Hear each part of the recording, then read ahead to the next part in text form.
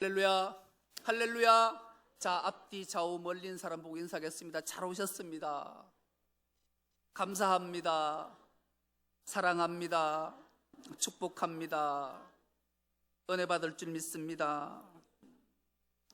오늘 이런 양 찾기 총동원 전도 주일로 지키면서 보고 싶었고 그리웠던 얼굴들을 보게 돼서 너무 감격스럽고 감사합니다. 오늘 설교 말씀의 제목이 기다리는 아버지라는 제목으로 함께 은혜를 나누겠습니다. 초등학교에 처음 들어가면 이런 노래를 가르쳐 줬어요. 학교 종이 땡땡땡 어서 모이자, 선생님이 우리를 기다리신다. 인생의 학교에도 기다리는 사람이 있어요. 선생님이 우리를 기다려 주셔요. 우리의 삶의 자리에도 하나님 아버지께서 우리를 늘 항상 기다리고 계신다라는 거예요. 여러분은 누군가를 애타게 기다려 보신 적이 있으신가요? 사무치게 그리움을 안고 기다려 보신 적이 있으신가요? 용혜원 시인은 기다림의 시를 이런 시 한 편을 우리에게 들려줬어요. 밀려드는 그리움을 어찌할 수 없어, 명치 끝이 아파올 때면 가슴이 온통 그대로 가득 차 감당할 수가 없다. 아무것도 위로가 되지 않고 보고 싶다는 생각에 온몸이 눈물로 젖는다. 사랑하지 말 걸 그랬다. 그대 나에게 올 때 외면할 걸 그랬다. 그대 단 한 번이라도 꼭 안으면 이 모든 아픔은 사라질 것만 같다. 사무치는 그리움을 안고 그리워하며 쓴 시 한 편입니다. 그런데 오늘 우리가 함께 읽었던 본문의 말씀, 하나님께서 이렇게 여러분들을 사무치게 그리워하며 여러분들을 가슴에 안고 싶어 기다리는 아버지의 마음을 오늘 우리에게 들려주고 있습니다. 오늘 본문의 말씀은 우리가 너무나 잘 아는 말씀이에요. 교회를 떠났다가 아버지 품을 떠났다가 돌아온 여러분들도 오늘 본문은 너무나 많이 들어서 잘 아는 본문이에요. 이 본문의 이야기가 이렇게 시작이 되고 있어요.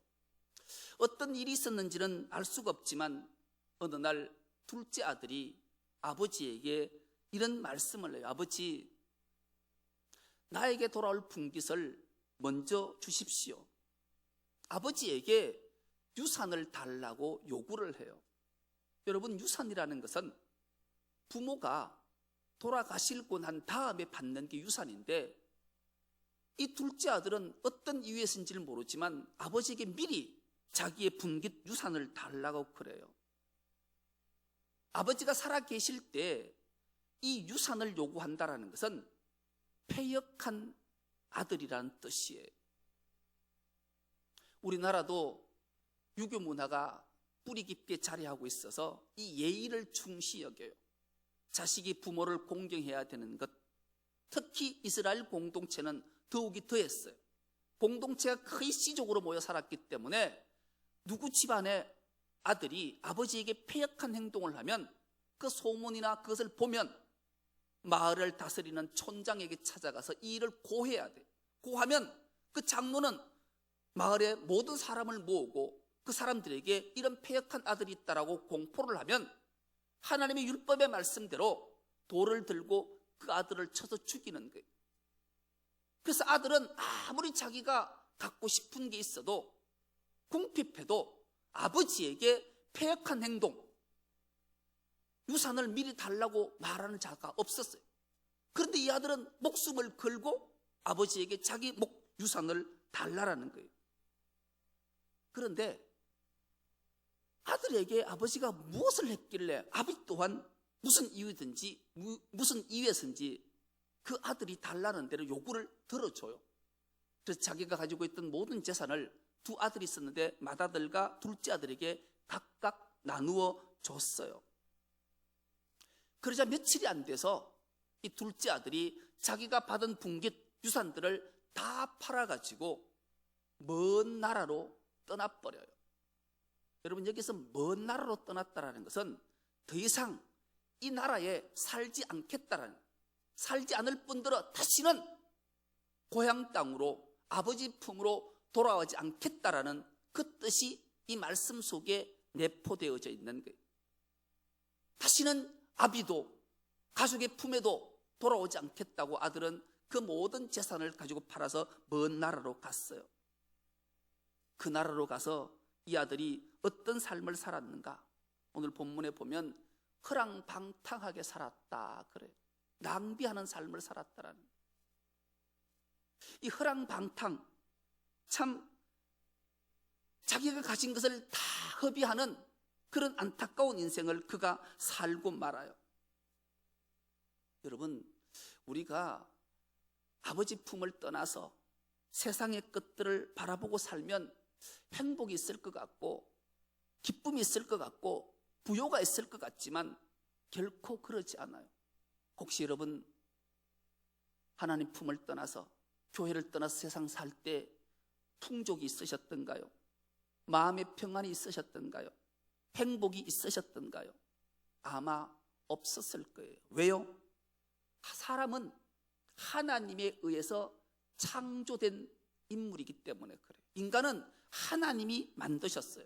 하나님이 만드셨다는 것은 하나님의 품 속에 있을 때에 진정한 행복과 풍요를 누릴 수 있게 하나님이 창조하셨기 때문에 그 하나님의 품을 떠나면 인간의 생각으로는 행복하고 풍부한 삶을 살 것 같지만 막상 떠나고 나면 궁핍한 삶을 살 수밖에 없게 만들어졌다라는 거예요. 오늘 본문에 등장하는 이 탕자 둘째 아들이 아버지께 받은 그 유산을 가지고 세상에 나가서 타국에 가서 허랑방탕하게 살았다는데, 이 방탕이라는 말, 이 방탕은 무엇인가 매여 사는 존재, 그런 뜻이에요. 여러분, 주님의 품을 떠나서 세상에서 사는 자들은 무엇인가 매여 사는데, 그 무엇인가 매여 사는 것이 돈이에요. 돈, 재물에 매여 살아요. 그 재물이 나를 풍족하게 하고 나를 행복하게 해줄 것이다 해서 세상의 재물을 따라 살아보면, 그에 매여 살아보면 행복이 없어요. 왜요?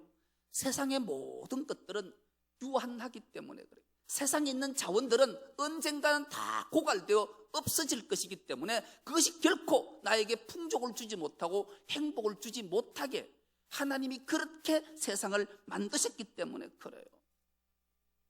하나님을 떠난 인생들이 그렇게 풍족하지 못한 인생을 사니까, 궁핍하니까 어떻게 하면 좀 풍족하게 살고 싶을까 고민해서 만든 것이 종교라는 것을 만들었어요.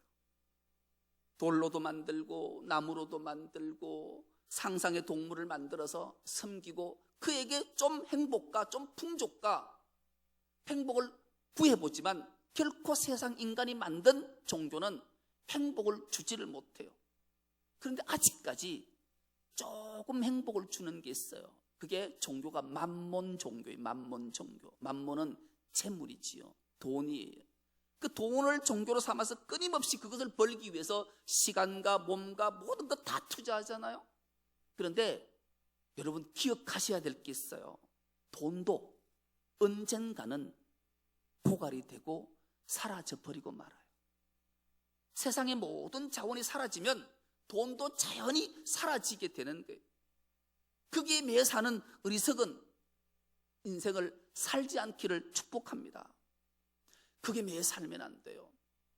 진정 하나님의 품으로 돌아와서 하나님을 붙잡고 살면 하나님께서 풍족하게 하시고 풍부를 누리게 하시고 행복하게 하시는 줄 믿습니다. 왜요? 주님이 인생의 주인이시고 우리의 주인이 되시기 때문에 그래요. 그래서 그분이 우리에게 말씀하시잖아요. 내가 길이요 진리요 생명이다. 진리고 생명이 예수님이기 때문에 그분 앞에 있을 때, 그분 안에 있을 때 행복하고 즐겁고 풍부한 삶을 살 수가 있게 되는 거예요. 결국 이 둘째 아들은 자기가 가져간 것을 다 없앤 후에 그 나라에 흉년이 들고 말았어요.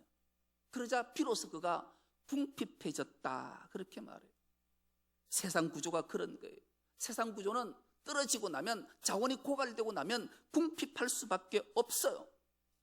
그래서 그 나라에 있는 한 사람에게 붙여 살아볼까 하고 그 사람에게서 날 좀 살려달라, 내가 좀 배가 고프다, 내가 풍족하지 못한 삶을 산다, 그렇더니만 그 사람이 그를 풍족하게 해주지 않았어요. 오히려 그를 덜로 보내서 돼지를 치게 했다라고 성경은 기록하고 있어요.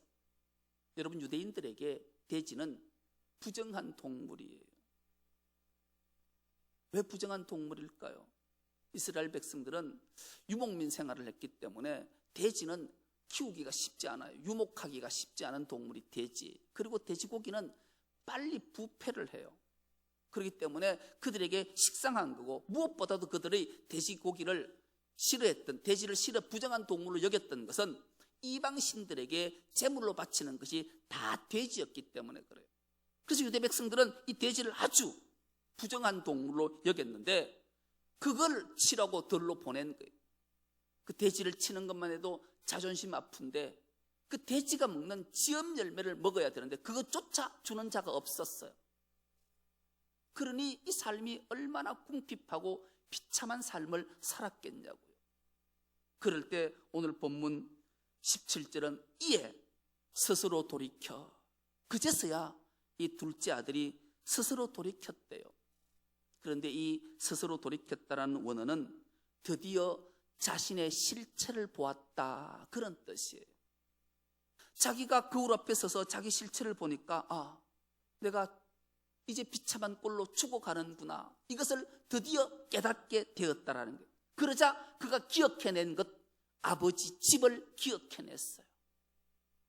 오늘 이 자리에 초청받아 온 이런 양 여러분들, 세상의 궁핍함 때문에, 공고한 때문에, 불행 때문에 있다가 누군가의 얘기를 듣고 스스로 내 존재가 어떤 존재인 걸 실체를 보게 되어서 아버지 집을 기억하고 이 자리에 온 줄 믿습니다. 이제는 이 품 안이 가장 행복한 줄 알고 주님 품 안에서 풍요를, 행복을 누리는 은혜가 있기를 축복합니다. 그런데 여기서 우리가 기억해 볼 게 있어요. 처음 아버지가, 그 아들이 아버지 내 분깃, 내 유산 주십시오 했을 때 아버지가 그 유산을 아들에게 주면 그 아들이 그것을 가지고 가면 다 허비하고 허랑방탕하게 살고 궁핍해져서 비로소 깨닫고 실체를 알고 하나님의 품 안으로 돌아올 줄 알았을까요? 몰랐을까요? 예, 알았어요. 우리 하나님은 전지전능하신 분이시기 때문에 그래요. 여러분들이 아무리 아버지 품을 떠나도 하나님은 한번 택한 우리를 버리지 않으시기 때문에 언젠가 주의 품 안으로 돌아올 줄 기억하고 아버지는 기다리시는 아버지예요. 그래서 아버지가 오늘 또 두 팔을 벌리고 여러분들을 기다리고 계셨던 거예요. 아버지는 아셨지만 그 아들의 고집을 꺾지 않으셨어요. 아버지 스스로가 아파하신 거예요. 여러분, 고집된 인간은 경험하지 않고는 항복하지 않는 게 인간이. 어느 고집센 동네 아이 하나가 있었어요. 얼마나 고집센 아이가 있었는지. 그리고 똑똑한 아이가 있었어요. 둘이 어느 날 다퉜어요. 고집센 아이가 2 곱하기 8은 17이야 그랬어요. 그러니까 똑똑한 아이가, 야, 너 무슨 소리 하냐, 2 곱하기 8은 16이야. 둘이가 다툰 거예요. 그러자 똑똑한 아이가 고집센 아이한테 이거 가지고 재판장에 가보자, 누구가 맞는지. 그래, 가보자. 둘이가 이 문제를 안고 재판장 앞에 섰어요. 똑똑한 아이가 먼저 말해요. 재판장님, 2 곱하기 8은 16 아닌가요? 맞지. 그런데 이 고집센 아이가 2 곱하기 8은 17이래요. 그래서 재판장이 그 고집센 아이에게 물었어요. 예, 이놈, 너 2 곱하기 8이 17 맞아? 아니 재판장님, 2 곱하기 7은 17 맞잖아요. 그렇게 고집으로 우겼어요. 그러자 재판장이 두 아이를 앞에 두고 이런 판결을 내렸어요. 2 곱하기 8이 17이란 애는 집으로 돌려보내고 2 곱하기 8이 16이라는 저놈은 매를 10대 치고 곤장 10대를 치라, 그렇게 말했다라는 거예요. 여러분은 이 사건에 대해서 재판장이 어떻다고 생각하시나요? 이 재판장은 이 10대를 맞은, 곤장 10대를 맞은 이 똑똑한 나에게 이런 말을 마지막으로 남겨요. 내 이놈, 네 똑똑하다며 17이라 고집 피운 놈과 싸우는 내 놈이 어리석다. 그러니 내가 곤장을 맞아야 된다. 그랬다라는 거예요. 우리가 교회 공동체 안에서 생활할 때 어리석은 자와 고집센 자와 지혜로운 자가 있을 수 있어요. 지혜로운 자가 어떻게 행동해야 되는가를 우리에게 깨닫게 하는 말씀이었어요. 우리는 고집세고 좀 어리석어 보이는 자를 보듬고 사랑으로 품어줘야 할 맏아들의 사명이 있음을 늘 기억하며 살아가는 은혜가 있길 축복합니다. 그것이 하나님이 우리에게 요구하시는 모습이기 때문에 그래요. 하나님은 고집세고 어리석은 둘째 아들을 내보내놓고 노심초사 그 아들을 기다리는 삶을 사셨어요. 그 모습이 얼마나 애절했든지 애잔했든지 우리는 본문을 통해서 너무 잘 알 수 있어요. 아버지는 아들을 타국 먼 땅으로 보내놓고 하마나 저놈이 이제 다 허랑방탕하게 다 낭비하고 이제 궁핍하고 곤고해서 집으로 돌아올 때가 됐는데 하마나 언제 올까? 언제 올까? 아버지는 기다리고 계셨어요. 그런데 드디어 그 둘째 아들이 돌아오고 있어요. 거짓골을 하고 터덜터덜 걸어오는 그 아들을 아버지는 알아본 거예요. 여러분, 자식이 아무리 변해도 부모는 그 자식을 알아보는 거예요. 알아보자마자 아버지가 어떤 행동을 보이시나요? 오늘 본문에 보니까 이에 일어나서 아버지께로 돌아가리라. 아직도 거리가 먼데 아버지가 그를 보고 처근히 열겨 달려가 목을 안고 입을 맞추니라.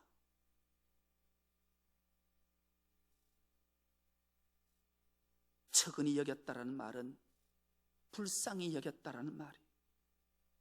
자식을 보는 순간 저놈이 내 자산을 다 허랑방탕하게 허비하고 왔지만 아버지가 자식을 향한 그 애틋한 사랑의 마음이, 그리움의 마음이 원망이 아니라 불쌍히 여기는 마음, 긍휼히 여기는 마음으로 그 아들을 향해 달려가는 거예요. 달려가서 그를 안고 목을 어금 맞추고 입을 맞추는 그런 아버지의 모습이 기록되어져 있어요. 왜 아버지가 이렇게 처근히 여겨서 불쌍히 여겨서 눈물을 흘리면서 그 아들을 향해 달려갔을까요? 신명기에 의하면, 율법에 의하면 이 패역한 아들이 돌아오는 것을 그 마을 공동체의 어느 누구 하나라도 발견을 하게 되면 마을에 소리치는 거예요. 저 누이 아무리 집 자식이, 저 패역한 아들이 아버지의 재산을 가지고 떠났다가 거짓골이 돼서 돌아왔다. 저 패역한 아들을 어떻게 하면 좋겠냐. 그런 마을 사람들이 누구나 할 것 없이 돌 하나씩을 들고 그 아들에게 가는 거예요. 그래서 그 패역한 아들을 돌로 쳐 죽이는 거예요.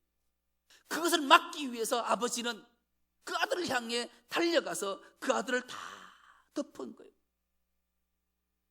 그래서 오늘 본문의 말씀은 돌아온 탕자가 핵심이 아니라 주인공은 바로 기다리는 아버지인 거예요. 결국 이 아버지와 아들은 꿈같은 재회를 하게 되지요. 입을 맞추고, 입을 한 번만 맞췄을까요? 여러 번 맞췄을 거예요. 몇 번을 안고 다독였을 거예요. 같이 안아 울었을 거예요. 그렇게 아버지가 아들을 그렇게 반갑게 맞이해 주자 아들은 예의를 차려요. 아버지, 이제 난 더 이상 아버지라 부르지 않을게요. 주인이라 부를게요. 날 품꾼의 하나로 여겨서 종으로 삼아주소. 그렇게 아들이 자신의 예의를 밝히잖아요. 그러자 아버지는 그게 더 애틋한 마음을 안고 종들을 불렀어요. 그리고 종들에게 이런 명령을 내리지요. 아버지는 종들에게 이르되 제일 좋은 옷을 내어다가 입히고 손에 가락지를 끼우고 발에 신을 신기라. 그런 명령을 하는 거예요. 제일 좋은 옷을 입히라는 거예요. 그리고 손에 가락지를 끼우라는 거예요. 손에 가락지를 끼웠다는 것은 아들의 신분을 회복시켜주는 거예요. 발에 신을 신긴다는 것은 노예는, 종들은 신을 신지 않아요.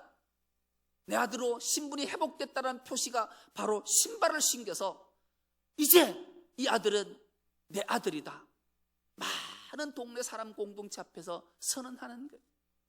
아들이 돌아왔다라는 거예요. 그리고 살찐 송아지를 잡아서 먹고 즐기는 잔치를 배설하라고 종들에게 명해요. 그리고 이 아들에 대해서 24절 마지막 절은 이렇게 말씀하고 있습니다.